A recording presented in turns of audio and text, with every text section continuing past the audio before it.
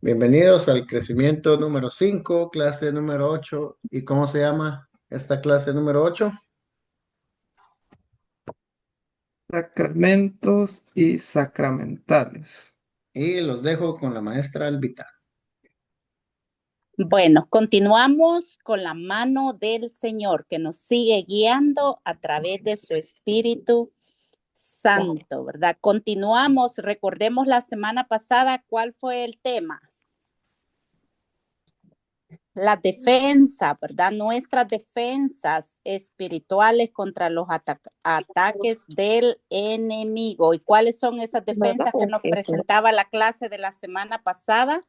La oración, la humildad y armadura espiritual, ¿verdad? Eso fue lo que vimos la semana pasada. Oración, humildad y la armadura espiritual que nos ofrece la palabra de Dios, ¿verdad? Humildad, ¿por qué? Porque con la humildad vencemos todo mal, toda soberbia, ¿verdad? Porque sabemos que toda soberbia viene del maligno. Y la oración, pues, es la defensa número 1 de toda tentación, ¿verdad? Dijo el Señor que oráramos para no caer en la tentación. Y ahora continuamos con ese mismo tema que se llama nuestras defensas, pero ahora son sacramentos y sacramentales. ¿Qué son los sacramentos? Vamos a ver, ya que todos tenemos los sacramentos, ¿verdad? ¿Qué son los sacramentos? El bautismo, El bautismo. la comunión y la confirmación. Ajá. ¿Solo 3 sacramentos hay? Sí, 7. 7. ¿Cuáles son los otros 4?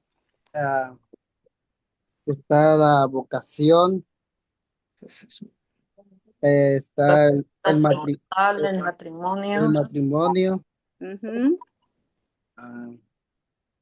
orden sacerdotal, creo. Uh-huh. Faltan 2. Con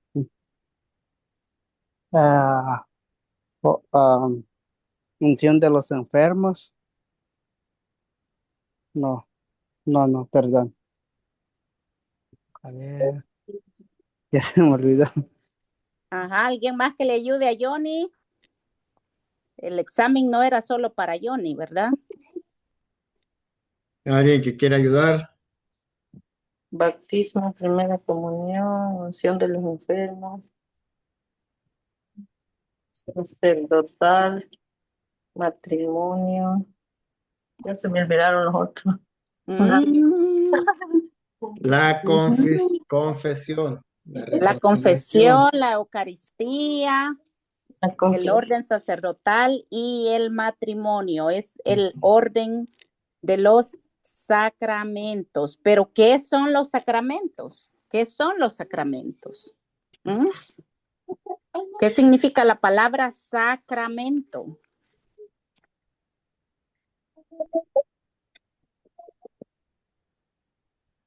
¿Alguien sabe?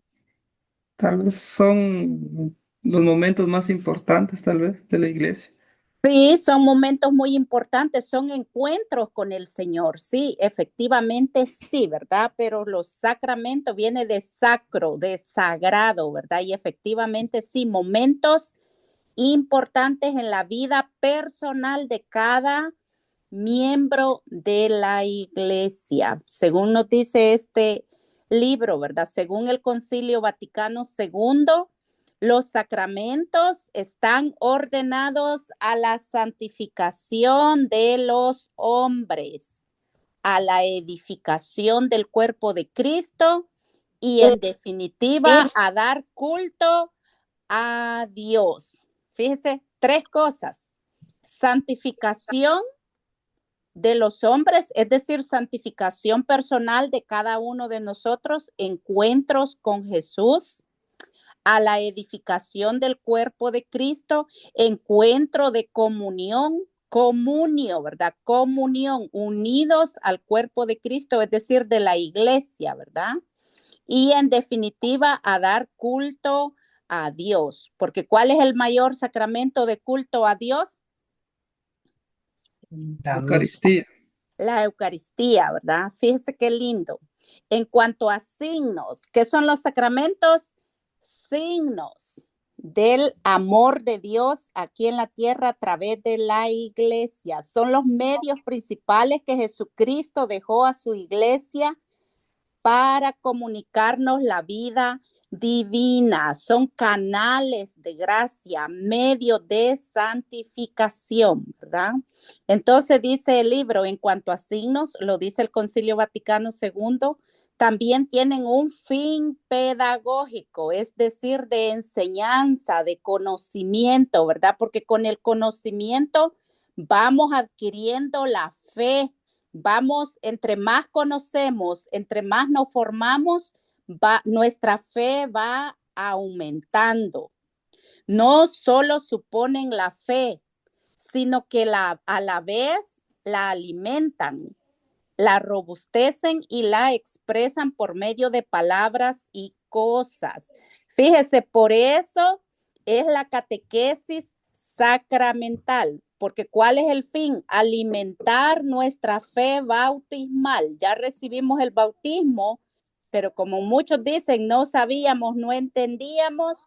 Por eso antes de la confirmación se requiere de 1 a 2 años de la catequesis, ¿verdad? Para conocer, para alimentar esa fe que ya ha sido sembrada con el bautismo, ¿verdad? Por eso dice, se llaman sacramentos de la fe, confieren ciertamente la gracia, pero también su celebración prepara perfectamente a los fieles, y quiero que pongamos atención en esto, subrayen esas frases, prepara perfectamente a los fieles para recibir, fíjese, ¿qué vamos a recibir? Fructuosamente la gracia. ¿Para qué? Para rendir culto a Dios y practicar la caridad. Dos fines esenciales tienen los sacramentos según el concilio. Mire, rendir culto a Dios, por eso vamos a la Santa Iglesia, para darle honor y gloria a Dios, agradecimiento. Y en la vida común, ya fuera de lo que es el templo, en el trabajo, en la familia, en la calle, practicar ¿qué? La caridad, es decir, las obras de misericordia, ¿verdad? Por eso el apóstol Santiago nos va a decir, ¿verdad? Que la fe sin obras, ¿cómo está esa fe? ¿Cómo es la fe sin obras? Vana. Vana, creo yo. Vana. Muerta, nos va a decir el apóstol Santiago en Santiago 2:14, ¿verdad? La fe sin obras está muerta. Entonces los sacramentos nos dan la gracia para tener una fe con obras, es decir, una fe viva, ¿verdad? Una fe que alimente la vida de quienes la reciben y de quienes comparten la vida sacramental. Según eso lo dice el concilio, la Constitución sobre la Sagrada Liturgia, que está en el libro del Concilio Vaticano II. Según la enseñanza de la Iglesia, los sacramentos son signos visibles, y ya se los había dicho antes, ¿verdad? Signos visibles. Subrayen ahí, sacramentos son signos visibles que producen el que los recibe la gracia que representan. La recepción de un sacramento, lo que decía Juanito, es un encuentro con el Señor, el cual siempre es fiel, pero que no puede sin nuestra voluntad unirse con nosotros. O sea, la recepción del sacramento debe ser en nuestra voluntad para que el Señor se una a nosotros. Por eso debemos estar conscientes y agradecidos al Señor por no habernos dejado una fe intangible y habernos provisto de signos visibles. ¿Qué son los signos visibles de los sacramentos? Por ejemplo, en el bautismo, ¿cuáles son los signos visibles? El El agua. agua, Ajá, la vela, la la luz. vela, la luz Ujú. de Cristo. ¿Qué Ujú. más? El agua, la vela, el paño, el aceite, Ujú. La vestidura la blanca, ¿verdad? vestidura blanca, exactamente. Entonces son signos visibles, dice, tan familiares y simples como son el agua. Eso es en el bautismo, ¿verdad? El Sí, pan, ¿qué representa el pan y el vino? La Eucaristía. la El Eucaristía. aceite, la imposición de manos, la pronunciación de un sí, el expresar una falta. ¿En qué sacramento expresamos nuestras faltas? En la confesión. Exactamente, Consignación. ¿verdad? Cosas que empleamos en nuestra vida diaria, las utiliza el Señor para que sean un signo de su resurrección y de la nueva creación. Entonces, ¿verdad? Dios no está lejos de nosotros, Dios está cerca de nosotros. Lo que comentábamos anoche con hermano César, ¿verdad? Que decía que hay un canto que dice que no lo veo, pero lo siento. ¿Cómo era el canto, César? Se perdió, ¿Cuál? César. No, Ajá. ¿cuál? El que aunque no lo vemos, pero lo Aunque no, ah, sentimos. sí, Ajá. ajá. Ese canto no debemos cantarlo. ¿Por qué? Porque nosotros sí vemos al Señor. ¿Dónde lo vemos? En nuestros hermanos y en nuestras En la acciones. También, Eucaristía, ok. ¿verdad? Ahí tenemos al Señor presente, su presencia real, ¿verdad? Y nosotros cantamos, aunque no lo vemos, pero lo Pero lo sentimos. sentimos. ¿Y cuál fue la otra canción que dijimos que no es conveniente para nuestra fe católica? Sí es muy bonita Hay y una que dice, aunque no te vea, Señor, yo sé que estás aquí. Ese. uh-huh. Y entonces tal vez ese lo podemos cantar cuando no estamos en la Santa Misa, ¿verdad? Pero sí tenemos signos visibles de la presencia de Dios a través de los sacramentos, especialmente en el sacramento de la Eucaristía. Fue Jesús quien instituyó los sacramentos. La iglesia ha conservado la esencia de los mismos, pero ha ido poco a poco adaptando las ceremonias y palabras de cada uno. Es decir, ¿verdad? La iglesia, ayudada por la gracia del Espíritu Santo, con razón el Señor les dijo, lo guiará, cuando venga el Espíritu de la verdad, lo guiará a la verdad completa. Entonces la iglesia poco a poco ha ido haciendo estudios y acomodando los sacramentos que ya el Señor dejó establecidos. Uno, pues, no se trata de fórmulas o conjuros mágicos que pierden su efecto o su eficacia si se cambia algo de los mismos. Cada sacramento es un signo de lo que produce. El pan en la Eucaristía. ¿Qué significa el pan en la Eucaristía? La presencia real de Cristo. Presencia real de Jesucristo. Entonces podemos decir, aunque no te veo, te siento. Si ahí lo tenemos presente en la Eucaristía. Claro que no.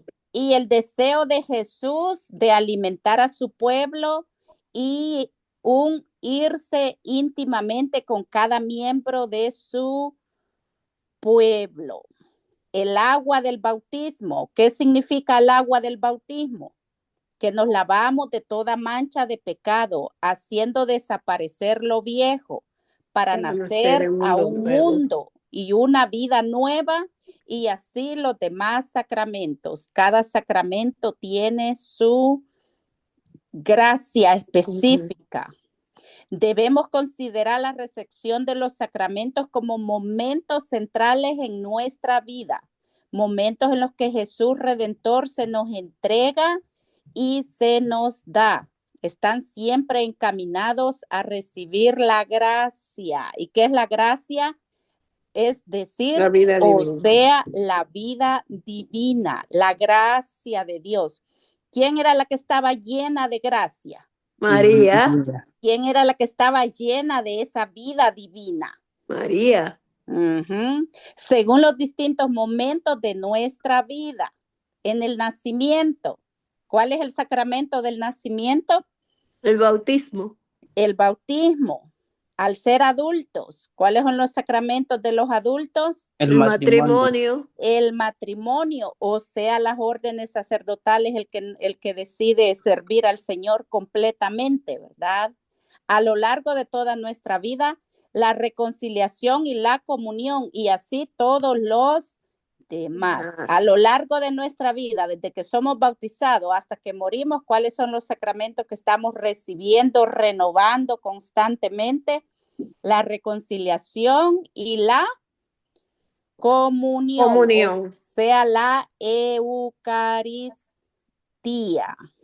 Hermana Alba, es los tres sacramentos de iniciación, o sea, lo más importante son eso, creo yo, el bautismo, la confirmación y la Eucaristía. Sí, ahí vamos ahorita a ver los sacramentos. ¿Cómo están clasificados los sacramentos? ¿Cómo los clasifica la iglesia? En el catecismo, ¿verdad? Los vamos a ir al catecismo, al numeral 1213.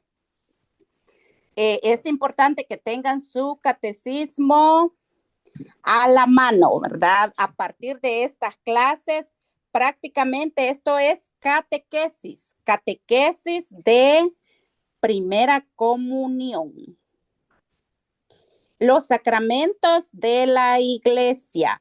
Busquemos en el numeral 1212. Vamos a dar una introducción del catecismo acerca de los sacramentos. ¿Numeral número qué? 1210. Vamos a leer el 1210. Vamos a leer, bueno, es que son muchos que hay que leer, pero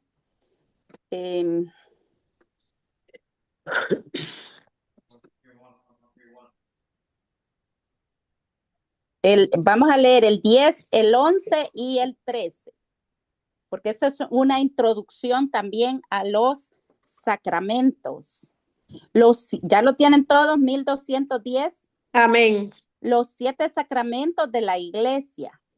Los sacramentos de la nueva ley fueron instituidos por Cristo y son 7.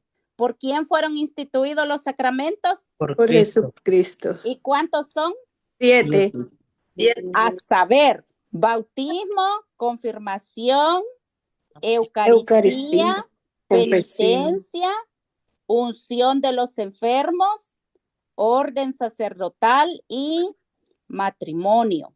Los 7 corresponden a todas las etapas y todos los momentos importantes de la vida del cristiano. Dan nacimiento y crecimiento, curación y misión a la vida de fe de los cristianos. ¿Qué hacen los sacramentos? Nacemos, crecemos, nos curamos de las enfermedades del mal en la reconciliación, misión en la vida de los cristianos. ¿Cuáles son los sacramentos misioneros? El sacerdocio y el matrimonio. Hay aquí una cierta semejanza entre las etapas de la vida natural y las etapas de la vida espiritual. Fíjese, ya en el crecimiento 1 hablábamos, ¿verdad?, de que el hombre está compuesto de 2 cosas, de materia y de espíritu.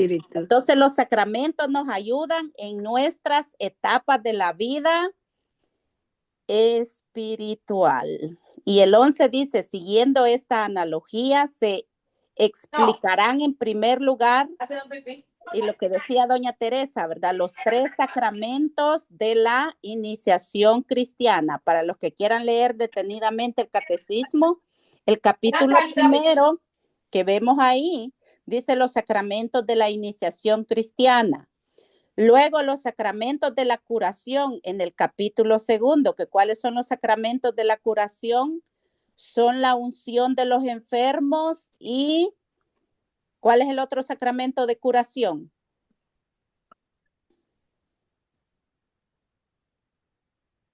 La Reconciliación. Reconciliación. reconciliación.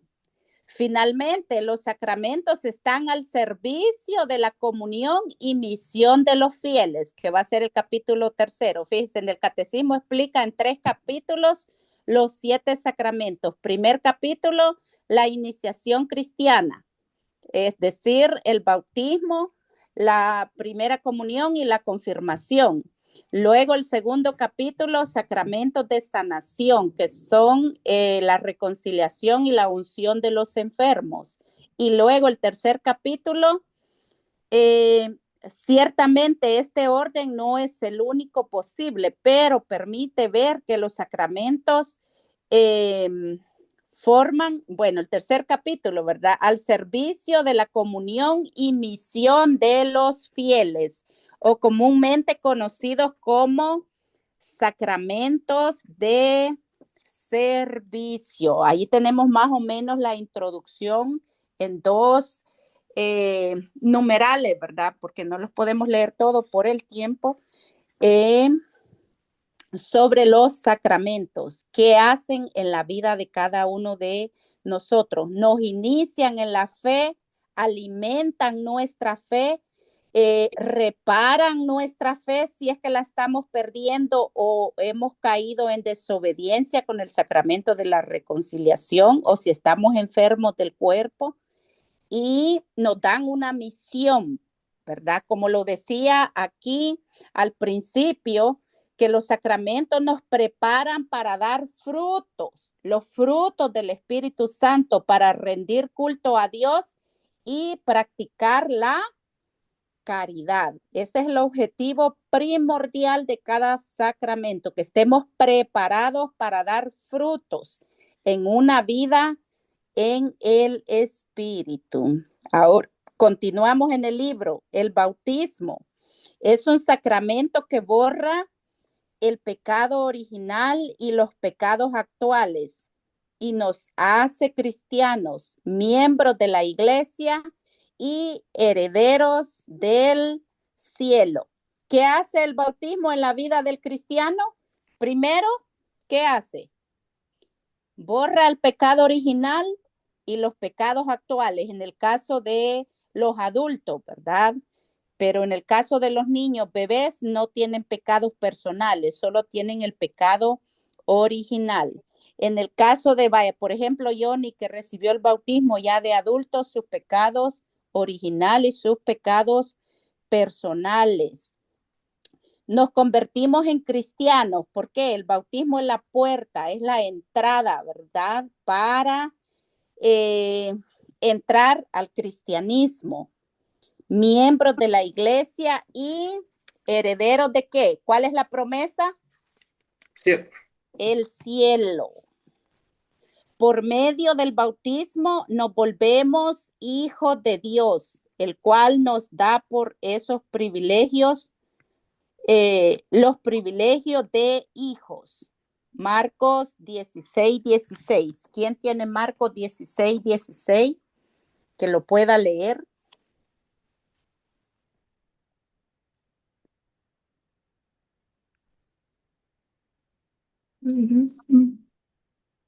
Yo lo tengo. Léalo, hermana.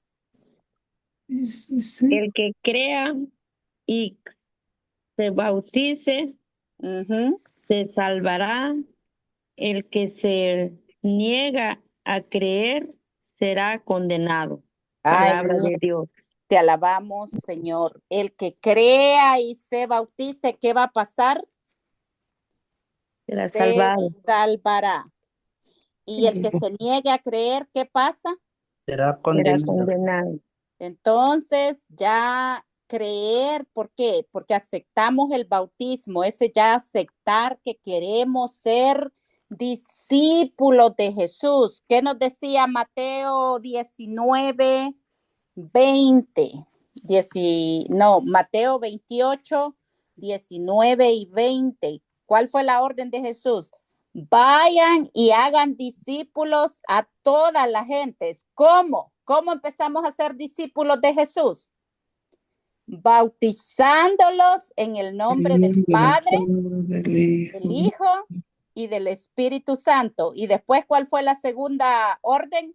Y enséñenles a cumplir todo lo que yo les he mandado, o todo lo que yo les he enseñado, o todo lo que yo les he ordenado. Depende la versión de la Biblia que tenga, ¿verdad? Entonces, el discipulado empieza en nuestro bautismo, y los adultos ya conscientes tenemos la responsabilidad de enseñar a ese recién nacido en el Espíritu Santo. Y por eso es que cuando recibimos el bautismo en el Espíritu, una renovación del Espíritu en el retiro de la iniciación cristiana, inmediatamente después vienen los crecimientos. ¿Por qué?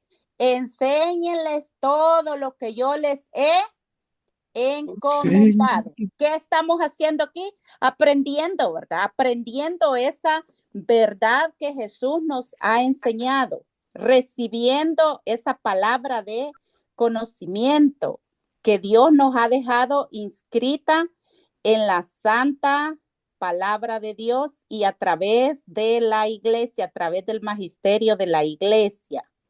Nos une al pueblo de Dios, en el cual se realizan todas las promesas. Se llevan nuestros pecados pasados y se quita hasta la raíz de ellos, que es el pecado original.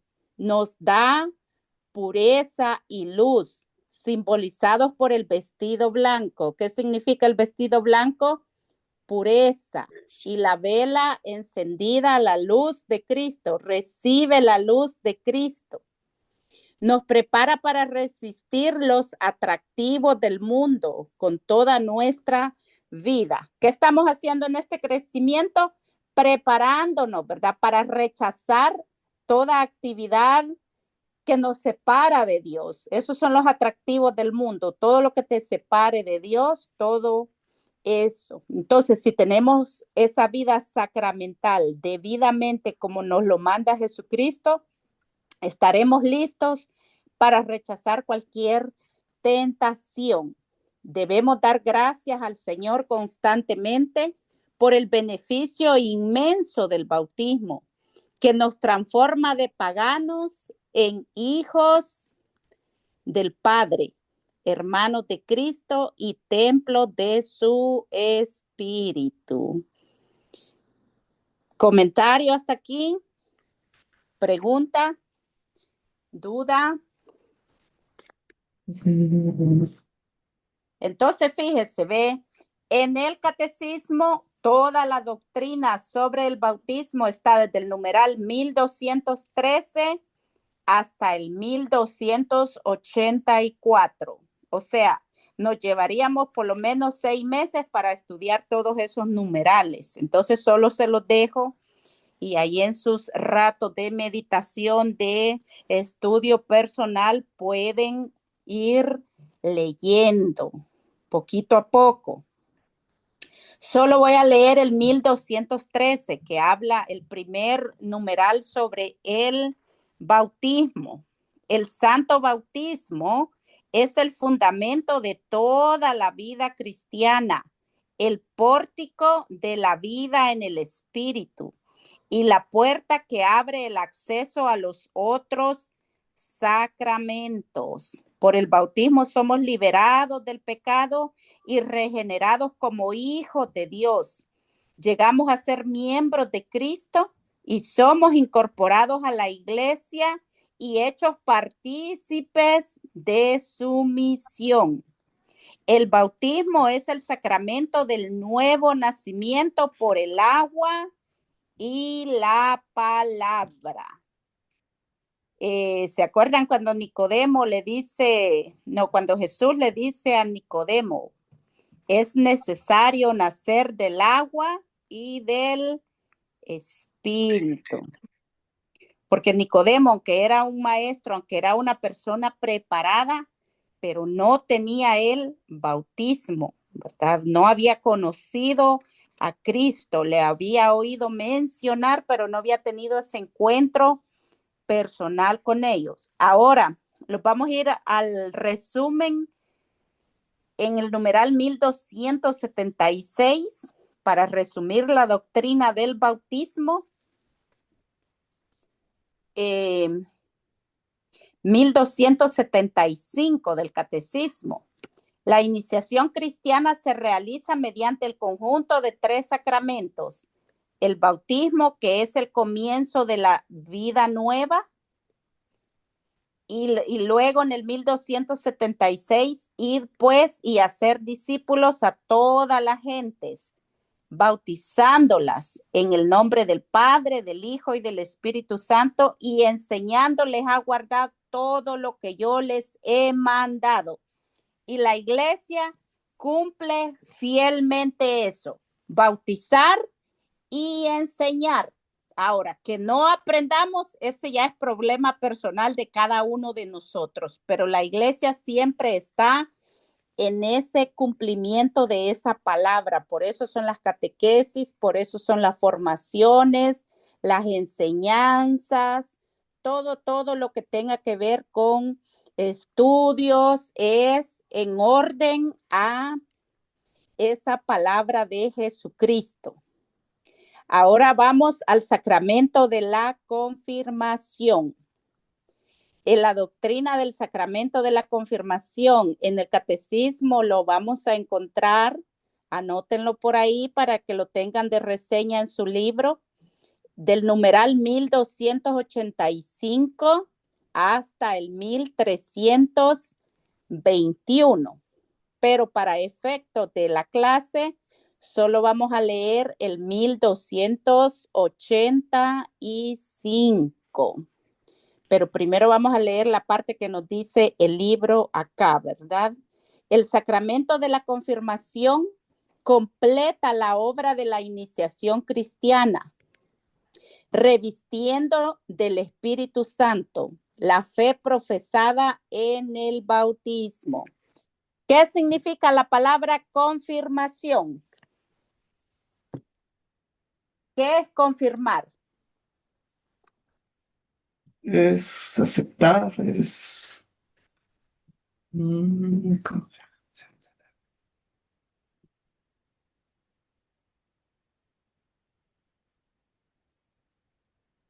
¿Qué es Reafirmamos nuestro compromiso que adquiere el bautismo. Ajá, es aceptar, es reafirmar, es asegurarse, ¿verdad?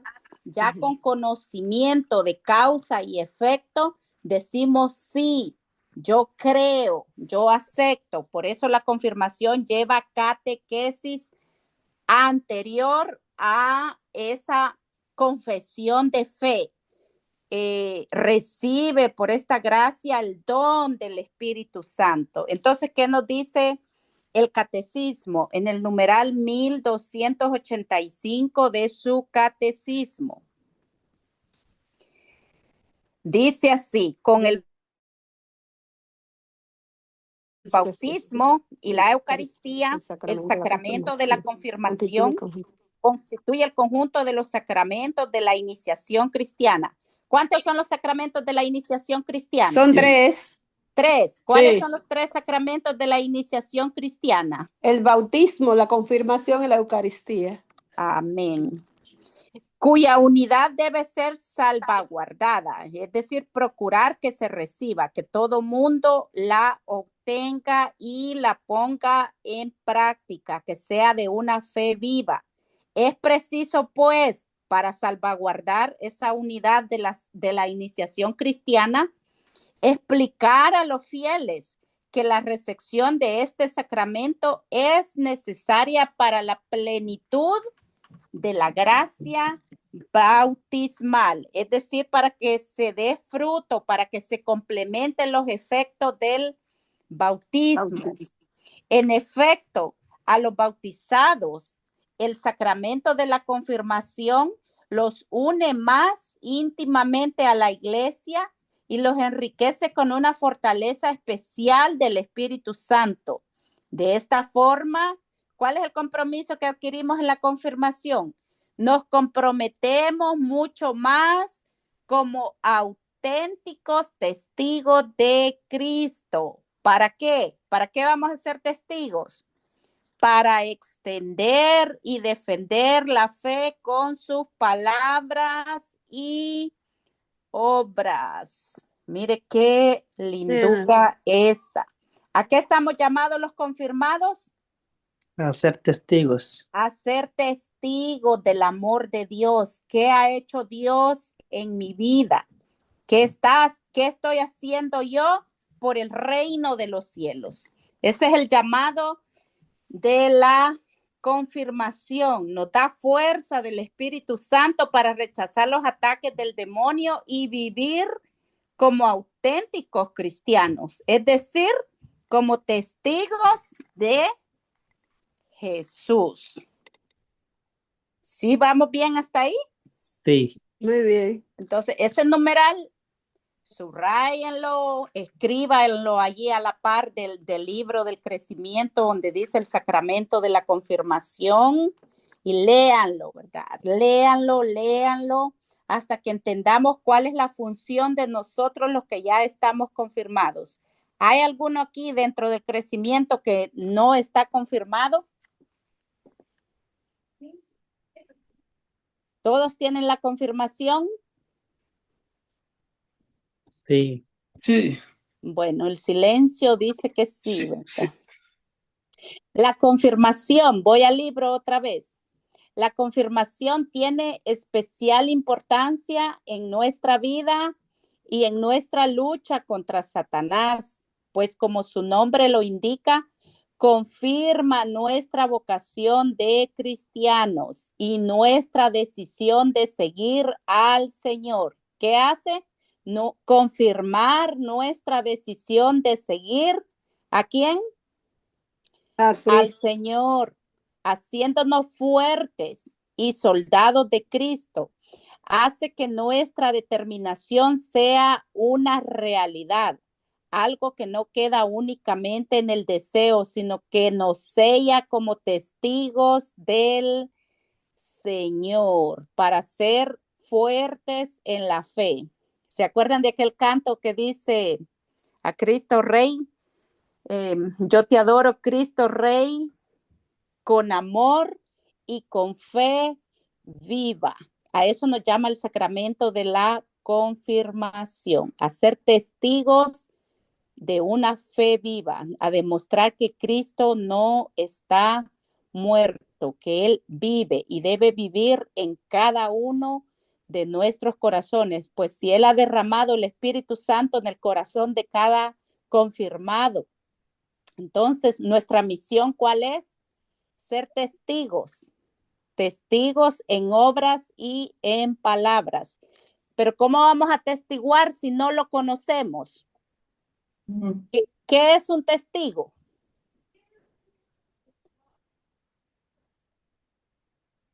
Es alguien que ha visto.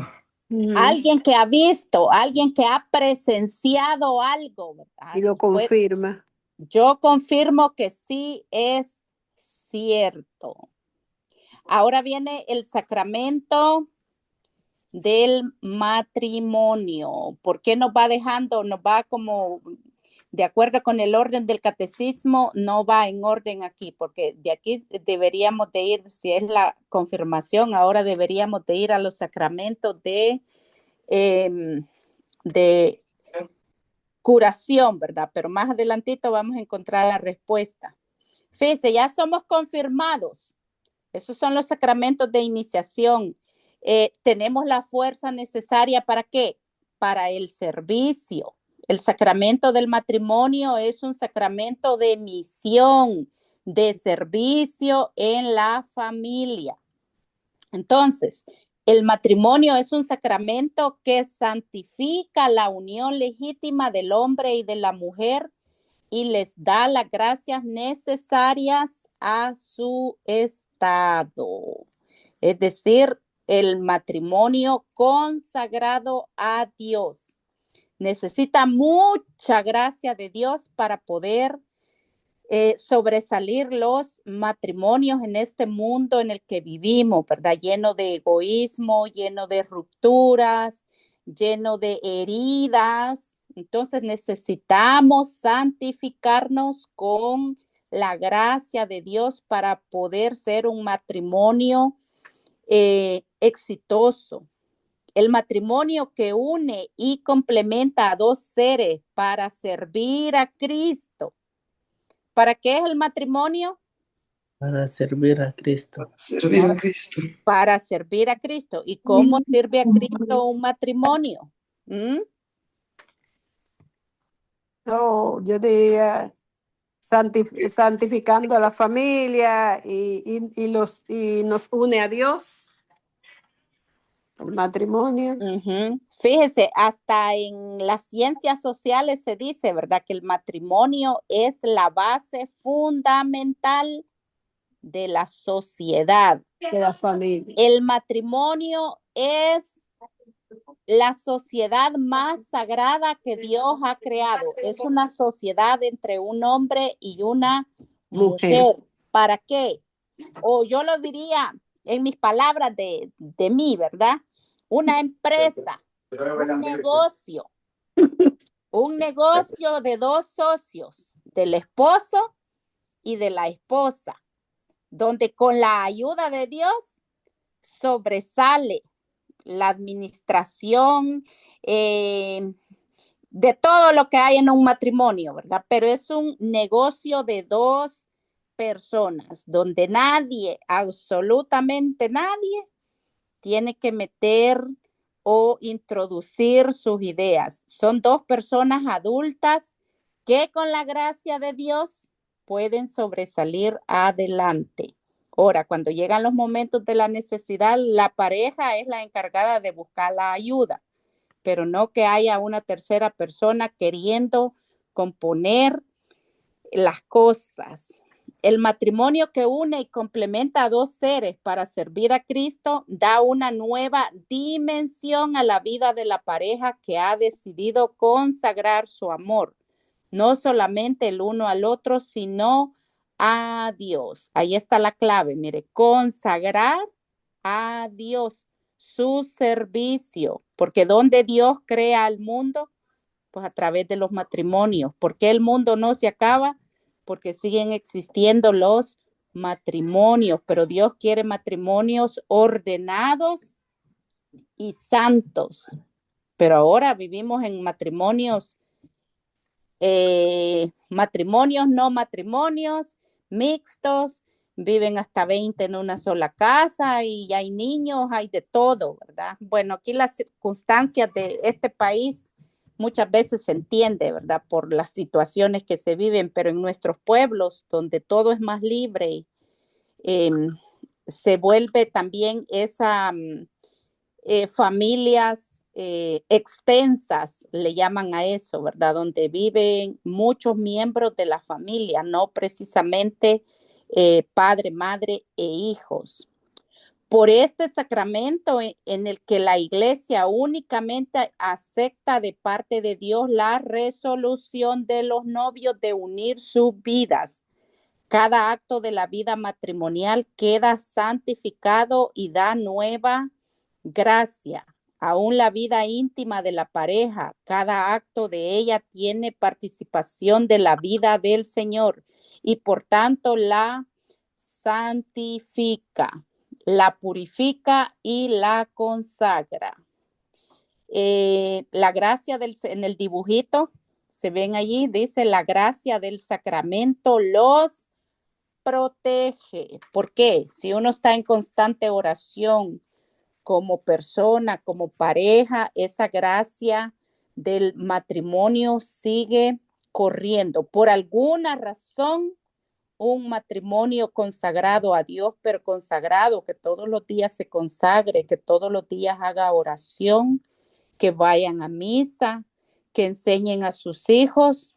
Difícilmente esos matrimonios se pueden llegar a romper, porque sí existen las rupturas aún de las buenas familias, pero le cuesta trabajo al divisor. ¿Y quién es el divisor?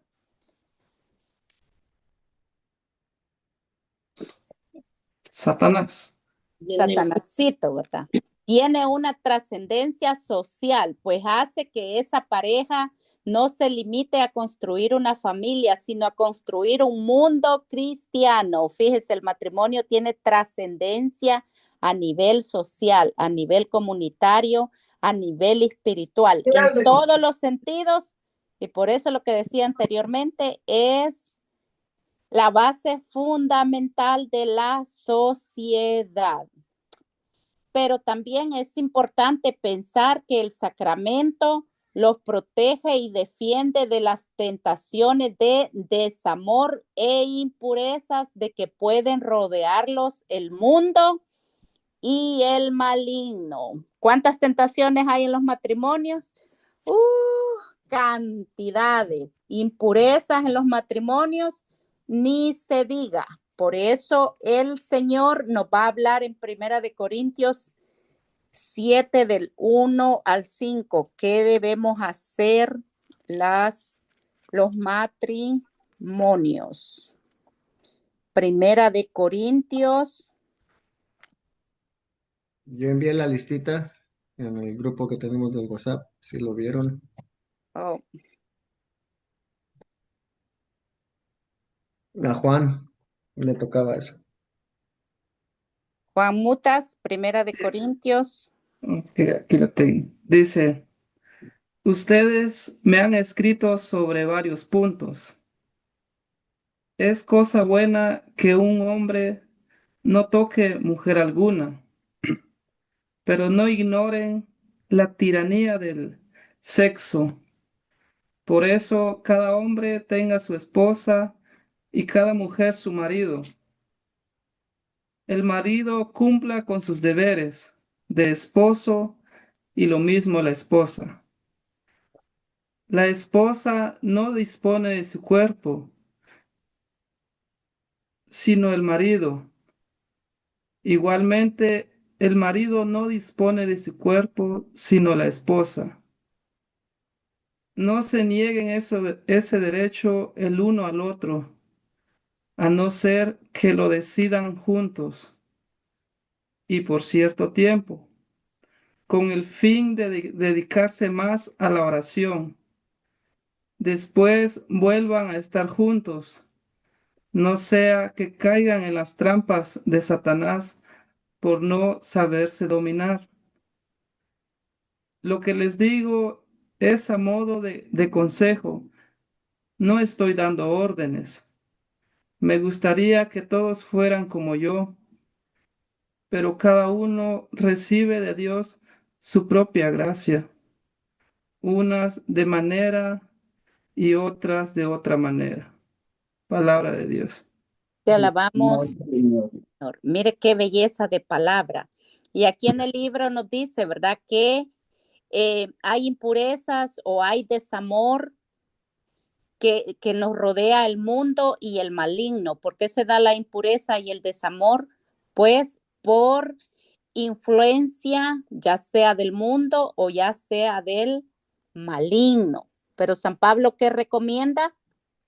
Fíjese, San Pablo en el versículo 2 dice, no ignoren la tiranía del sexo. Por eso que cada hombre tenga su esposa y cada mujer su marido.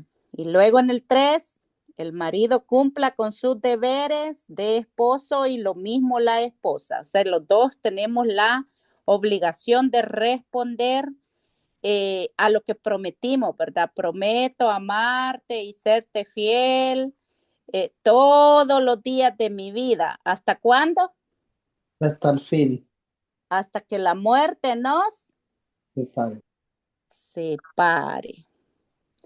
Y en el versículo 5 dice, no se nieguen ese derecho el uno al otro, a no ser que decidan juntos y por cierto tiempo con el fin de dedicarse más a la oración.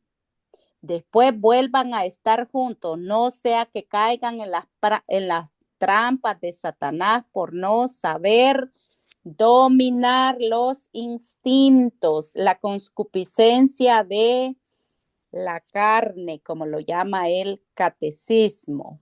Entonces, para los matrimonios hay enseñanzas bien específicas en la palabra de Dios. En ese capítulo 7 de Corintios, si ustedes se fijan, el versículo 10 en adelante habla de matrimonio y divorcio. En el 25 habla del matrimonio y virginidad, es decir, los matrimonios santos, ¿verdad? Hay mucho que aprender sobre el matrimonio, pero más se aprende viviendo en el matrimonio, pero también a los solteros les dan, todos tienen su gracia, dice el versículo 7. Dice, me gustaría que todos fueran como yo. Bueno, ahorita está como San Pablo, está Johnny y Juan, ¿verdad? Están solteros. Pero cada uno recibe de Dios su propia gracia, unos de una manera y otros de otra. Hay quienes tienen la vocación de ser solteros, incluso hay quienes tienen la vocación de no solo ser solteros, sino además entregarse al Señor en cuerpo y alma en el sacramento del orden. Y ese es el siguiente que tenemos en el libro. El orden es un sacramento que hace al que lo recibe partícipe del sacerdocio ministerial de Jesucristo. Ahí está el orden sacerdotal o los sacerdotes, ¿verdad? ¿En qué se convierten ellos? En sacerdotes ministeriales para hacer las mismas funciones de Jesucristo, predicar la palabra, dar ánimo, aliento, fortalecer la iglesia, dar el perdón de los pecados que viene de Jesucristo, pero ellos son los ministros ordenados para ello. Y les da potestad y gracia para desempeñar dignamente las funciones sagradas. Cuando un muchacho ha decidido consagrar su vida al Señor en su totalidad, recibe por la ordenación sacerdotal como respuesta a esa decisión el poder del Señor para que esa decisión sea firme, a pesar de las luchas y de los ataques. Si uno dice el santo sacerdote, el padre, el padrecito, ¿será que los sacerdotes no tienen ataques del enemigo? Claro que lo tiene. Yo creo que son los que más tienen. Creo que ellos son más, ¿por qué? Porque entre más cerca de Dios las tentaciones son más fuertes. El enemigo los ataca más porque él sabe, ¿verdad? Que si destruye un sacerdote, destruye una porción grande de la iglesia. Él sabe que si, volviendo a los matrimonios, si destruye un matrimonio, también destruye una porción grande de la iglesia. Entonces debemos orar por los sacerdotes y por la unión matrimonial, mucho por ellos, porque son los que tenemos la misión, tanto como familia doméstica o como iglesia doméstica, que somos las familias, y como la iglesia comunitaria, donde el cabecilla, ¿quién es? Nuestro párroco, nuestro sacerdote. El sacramento de la unción de los enfermos fue instituido por Cristo para remediar las flaquezas del alma y del cuerpo, dar consuelo espiritual y corporal al enfermo, purificar las almas y curar los cuerpos. Ahí está el sacramento de ¿cuál? Unción de los Enfermos. enfermos. Y en el catecismo, la doctrina sobre la unción de los enfermos son 33 numerales, desde 1499 hasta el 1530 32. Fíjese qué extenso es el catecismo. Es extenso, pero es bien profundo. De este sacramento los hemos formado una falsa idea. ¿Cuál es la falsa idea que tenemos del sacramento de la unción de los enfermos? Pensamos que solamente nos será útil cuando estamos en el lecho de muerte o en una enfermedad muy grave o dolorosa. Por lo general eso es lo que pensamos, ¿verdad?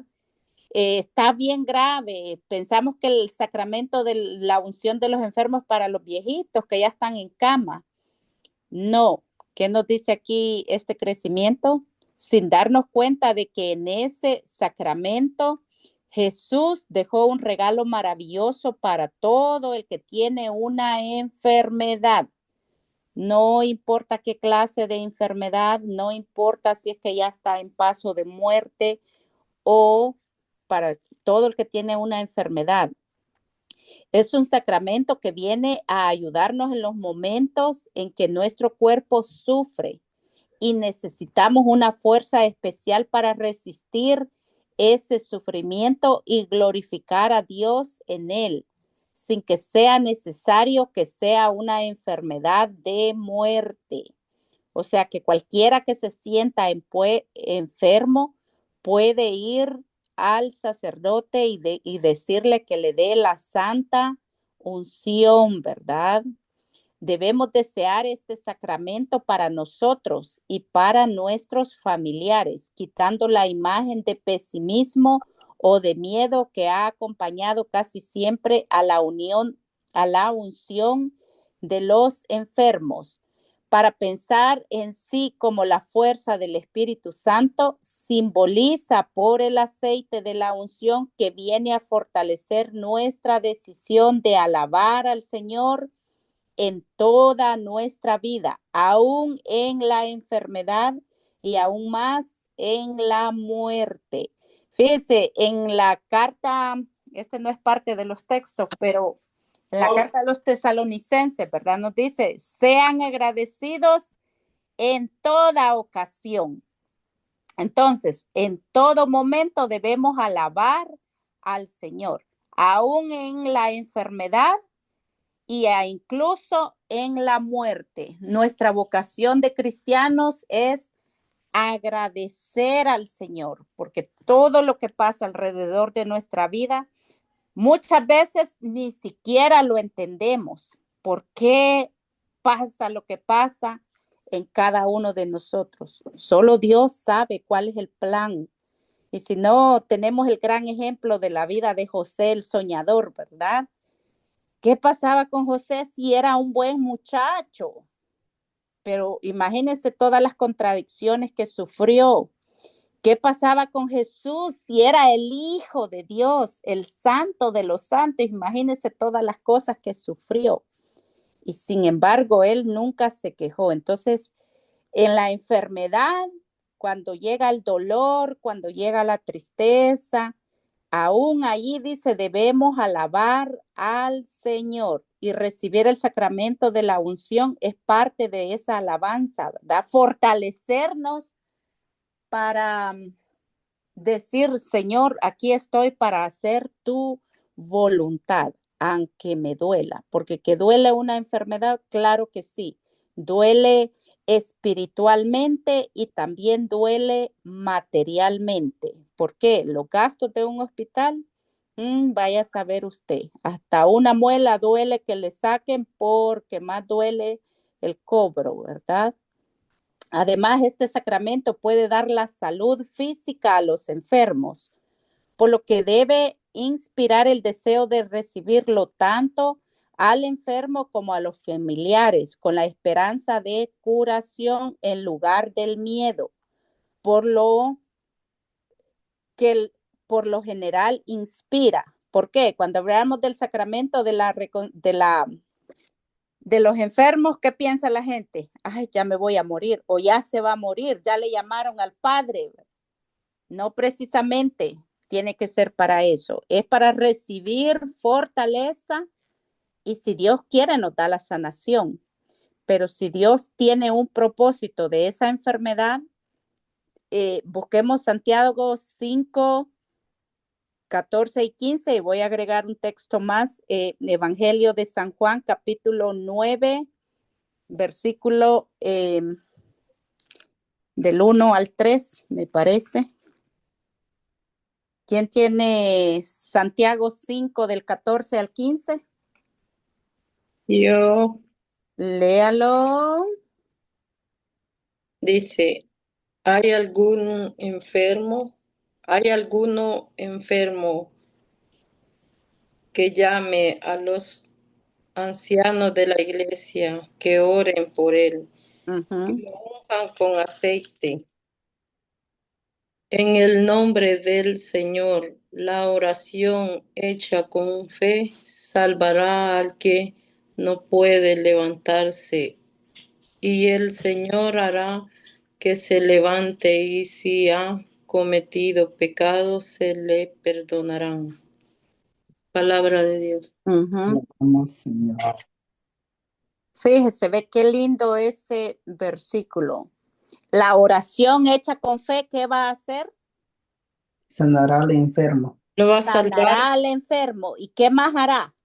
lo va a Serán salvar. perdonados sus pecados. Les serán perdonados sus Pecados. pecados. O sea, que si es la voluntad de Dios que esa persona ya no esté en esta vida, le va a dar el perdón de los pecados para llevarlo al cielo. Y si es la voluntad de Dios que sigue en esta vida, también le puede dar la sanación o la fortaleza para seguir con su enfermedad aquí en esta tierra. Pero esos son misterios, ¿verdad? Que no muchas veces los comprendemos. Y entonces, ¿por qué la enfermedad? ¿Por qué? En el Evangelio de San Juan 9, del 1 al 3, voy a leer. Juan 9, del 1 al 3. Al pasar Jesús vio a un hombre que era ciego de nacimiento. Sus discípulos le preguntaron, Maestro, ¿quién ha pecado para que esté ciego? ¿Él o sus padres? Jesús respondió, no es por haber pecado él o sus padres, sino, y esta es la parte que me interesa, para que unas obras de Dios se hagan en él y en forma clarísima. ¿Para qué es la enfermedad? Para mostrar la obra de ¿quién? De Dios. De Dios. ¿Por qué? ¿Quién es el que sana? Dios. ¿Quién es el médico de médicos? Dios. ¿Quién te formó en el vientre de tu mamá? Dios. ¿Quién sabe lo que tienes? Dios. Dios. Él sabe de lo que padecemos, cada uno de nosotros. Él sabe tanto las enfermedades del cuerpo como las del espíritu. Pero entonces, ¿por qué Dios no nos sana? Pueden ser varias posibles causas, ¿verdad? Primero, quiere la purificación, que primero aceptemos el reino de Dios para nosotros, luego para que se muestre esa obra de Dios. ¿Y para qué más puede ser que Dios no nos sana? Mire, puede ser también culpa nuestra. Por nuestra fe. Por nuestra falta de fe. Y cuando decimos falta de fe, ahí entra, ¿verdad? ¿A dónde vamos aquí en la tierra para la curación? ¿A dónde vamos a parar? ¿A dónde vamos a parar? Al doctor, ¿verdad? Entonces, el doctor nos da todas las instrucciones que debemos seguir para nuestra sanación corporal. ¿Y nosotros qué decimos? Yo no le voy a hacer caso al doctor. Ese doctor está loco. Entonces, ¿cómo quiere su sanación? Muchos actuamos así, ¿verdad? Claro. Ajá, que decimos, ay, no, hombre, si allá en mi país con hierbas me curaba. Y no queremos seguir las instrucciones médicas. Sí, así mismo, ahorita había una amiga aquí Y ella dijo que le mandaron a hacer al oncológico, lo mandaron. Dice, yo no voy a ir nada. Digo yo, ve, mija, ve con tiempo, porque si sale con algo y va a tiempo, hay remedio, pero si no, ve, mija, dije, yo no voy a ir a hacerme nada. Pues digo, bueno, Ajá, entonces, ¿de quién es culpa de estar enferma? ¿De Dios? de ella, De ella. claro. Por ejemplo, los que tenemos diabetes, ¿es culpa de Dios la diabetes? No, de nosotros, si no No, de ponemos de nuestra nosotros, parte. de nuestro desorden alimenticio, no hacemos ejercicios, comemos comidas inadecuadas, Sí. no descansamos lo suficiente. El descanso, el buen descanso y la buena alimentación y el ejercicio. Pero, ¿lo hacemos? No. Tenemos otra idea equivocada, así como pensamos que la unción de los enfermos es para los viejitos que ya se van a morir.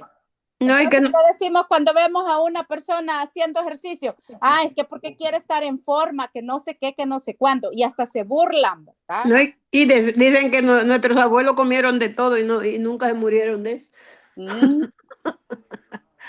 Entonces, muchas enfermedades, yo diría la gran mayoría de enfermedades no son culpa de Dios, no, es que Dios no pone enfermedades, Dios es amor, Dios quiere lo mejor para cada uno de nosotros. Pero ¿por qué pasan? ¿Por qué pasan esas enfermedades? Son las desobediencias nuestras, personales. Entonces, claro que tenemos que pagar las consecuencias personales, pero si nos arrepentimos y hacemos oración con fe y seguimos las recetas médicas, porque para eso está el doctor. La Biblia en el Eclesiástico capítulo 38 habla del médico. Les queda de tarea, como esta clase no tiene cuestionario, leamos Eclesiástico capítulo 38, me parece que es donde habla sobre el don del médico, el don de la medicina, así como el sacerdote tiene sus funciones especiales para la curación del alma, el médico tiene sus funciones especiales para la curación del cuerpo y debemos obedecerlo. Y si no, ¿para qué vamos? No vayamos si no pensamos obedecer las instrucciones médicas, si no queremos tomar medicamentos, simplemente no vayamos al médico.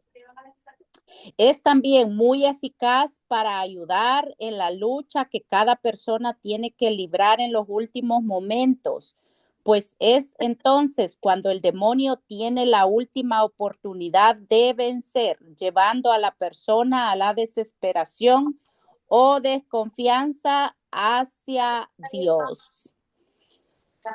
Bueno, eso lo vamos a experimentar hasta que lleguemos a ese punto, pero las personas que han presenciado, especialmente los sacerdotes, dicen, ¿verdad? Que la persona, el demonio ataca especialmente la hora de la muerte, metiendo ese miedo y esa desconfianza hacia Dios. ¿Por qué? Si hemos tenido una vida de pecado y desordenada, estamos ahí con ese miedo a perder la salvación. ¿Por qué? Porque no hemos obedecido a Dios. Entonces, desde ahorita que tenemos tiempo y estamos nosotros en el camino, pidamos a Dios la perseverancia de la obediencia en la fe de Jesús y de hacer todo lo que Dios nos pide para que cuando llegue el día de nuestra muerte, como dice el Señor del Rosario en la mañana, ¿verdad? ¿Seremos santos o moriremos en el intento, intentando ser santos? Pero Dios conoce cada uno de nuestros corazones. Como el objeto principal de esta clase es mostrar el valor especial que tienen los sacramentos, fíjese, cada uno de los sacramentos nos ha ido mostrando como defensa contra los enemigos de nuestra salvación. Debemos hablar principalmente de la reconciliación y la comunión. ¿Se dan cuenta por qué dejaron hasta el final? Porque de lo que más debemos hablar es de qué sacramento. Del sacramento de la reconciliación y del sacramento de la comunión, que son los que podemos recibir a lo largo de toda nuestra vida. ¿Cuáles son los sacramentos que se repiten?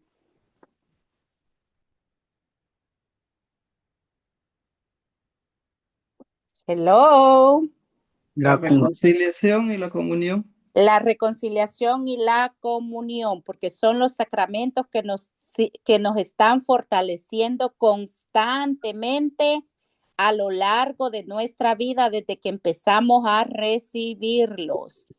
¿Y cuáles son los sacramentos que solamente se pueden recibir una sola vez? ¿Cuáles son esos sacramentos? El bautismo, El bautismo la confirmación, y la confirmación.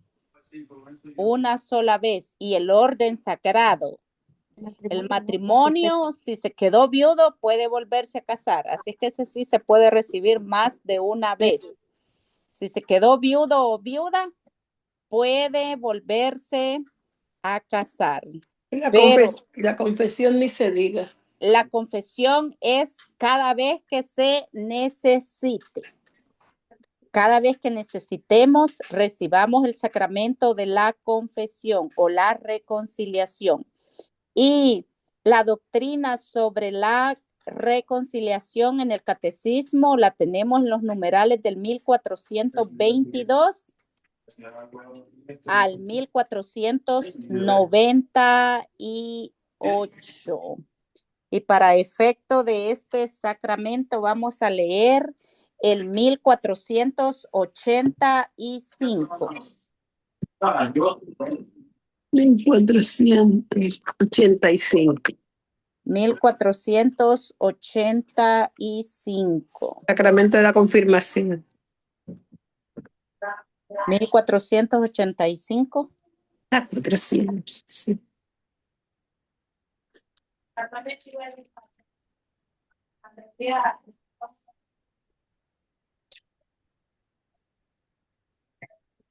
¿Qué nos dice? Ya en el resumen, ¿verdad? Me fui hasta el resumen porque como es extenso, pero necesitamos leer algo esencial de lo que nos lleva a la palabra de Dios. Dice en el 1485, en la tarde de Pascua, el Señor Jesús se mostró a sus apóstoles y les dijo, recibid el Espíritu Santo. A quienes perdonéis los pecados, les quedarán perdonados. A quienes se los retengáis, les quedarán retenidos.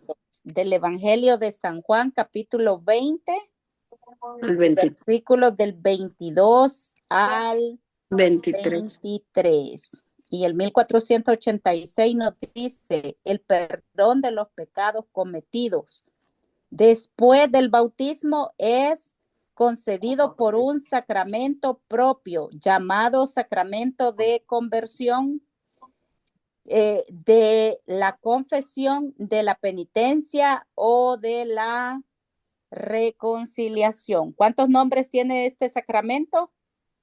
Mire, conversión, porque el que se va a confesar hace un examen profundo. ¿Se acuerdan como el hijo pródigo?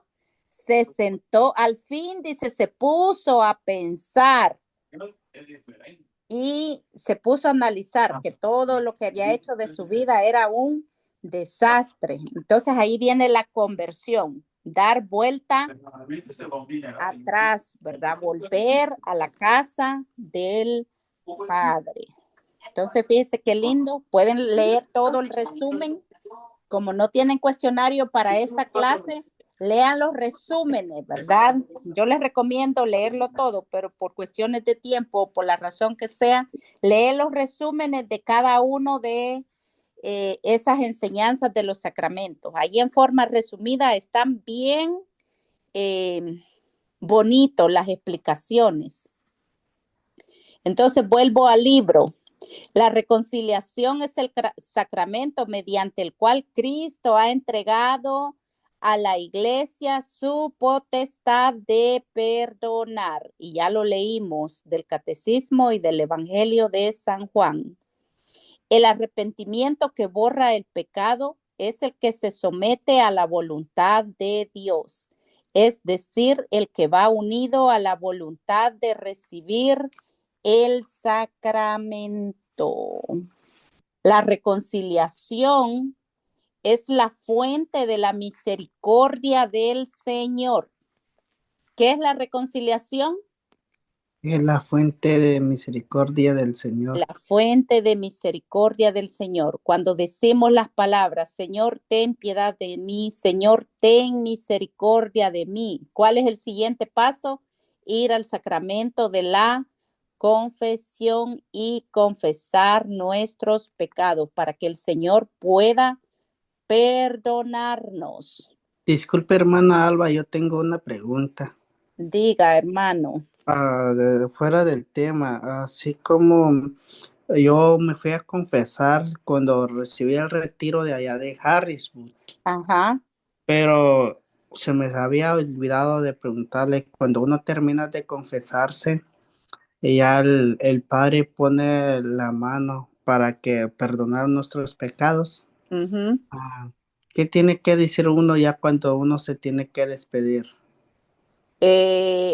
Amén, o el Padre, y el Padre le da la penitencia, solamente tiene que decir amén. También el acto de contrición, le dice el Padre, diga el acto de contrición, ¿verdad? No, pero eso es antes. El acto de contrición es antes. Johnny, Sí. no se dice nada. El padre te da la absolución y tú le dices gracias y te vas. No Amén. dice nada. Amén. Entonces sí lo hice bien. Sí, sí. Yo lo dije gracias nada más, pero me sentí un poco mal porque yo dije quizás se debe decir otras palabras y yo solo le dije dicho gracias. No, es solo eso. Ujú.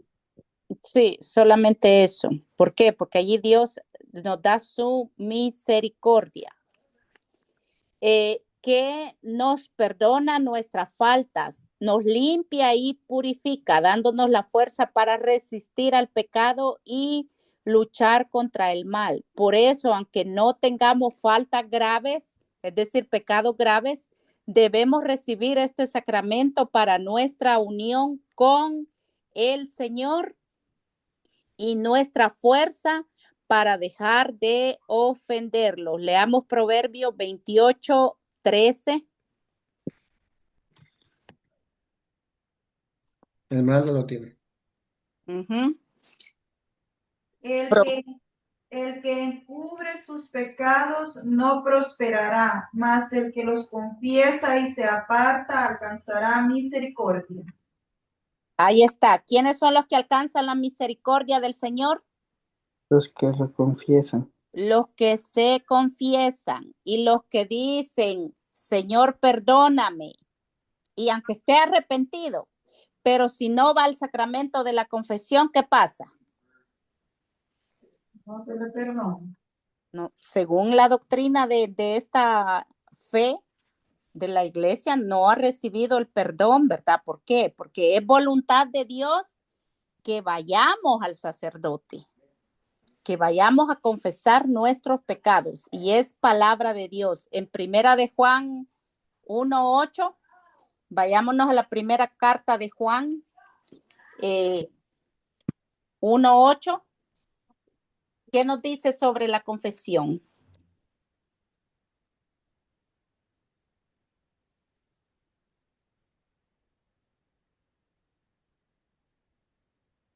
Primera de Juan 1:8. ¿Qué nos dice? Si decimos que no tenemos pecados, nos estamos engañando a nosotros mismos y la verdad no está en nosotros. Y el versículo 9, pero si confesamos nuestros pecados, Él es fiel y justo, nos perdonará nuestros pecados y nos limpiará de toda maldad. O sea, no es solo decir, sí, yo me arrepiento de todo lo que he hecho. Tiene que ir al sacerdote a confesarse para que sus pecados queden totalmente perdonados, porque la palabra es clara. Pero si confesamos nuestros pecados, el que es fiel y justo, ¿quién es el fiel y justo? Jesús. Dios. Jesucristo, Dios, nos perdonará nuestros pecados y nos limpiará de toda maldad. Mire qué belleza el amor de Dios, pero Él en su voluntad ha dejado ministros para ese ministerio de la reconciliación. ¿Y quiénes son esos ministros? Los sacerdotes consagrados. Bueno, y podríamos hablar muchas cosas sobre el sacramento de la reconciliación. ¿Cuáles son los 5 pasos para hacer una buena reconciliación? Se los dejo de tarea. ¿Cuáles son los 5 pasos para el sacramento de la reconciliación? Bueno, me cuentan después. Ahora pasamos al siguiente sacramento, la Eucaristía. Almita, yo creo que vamos a quedarnos hasta ahí porque Juanito se tiene que ir a trabajar. Uy, ya son las 9. Bien les dije que eran dos semanas para esta clase, ¿verdad? Entonces nos quedamos ahí hasta el sacramento de la Eucaristía. Continuamos el próximo lunes. ¿Quién quiere hacer la oración final? Le toca a hermana Teresa. Hermana Teresa, la oración final. Y les queda de tarea